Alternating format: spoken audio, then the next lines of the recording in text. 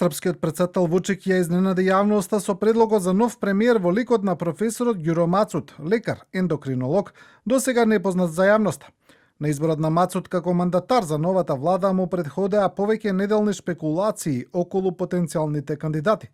Се тврдеше дека се бира меѓу двајца кандидати. Се спомнуваше можноста за премиер од диаспората, се споменуваа и имиња на некои поранешни министри, но на крајот изборот падна на лекар. Српскиот премиер во заменување и претседател на СНС, Милош Вучевиќ, изјави дека очекува мандатарот за состав на новата влада да внесе нова енергија. И мисли да е...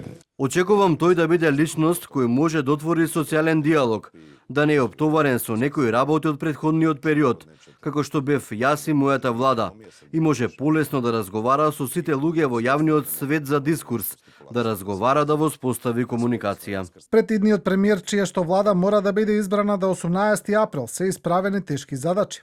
Неговиот избор е дотолку позачудувачки што станува збор за доктор кој практично и да нема политичко искуство.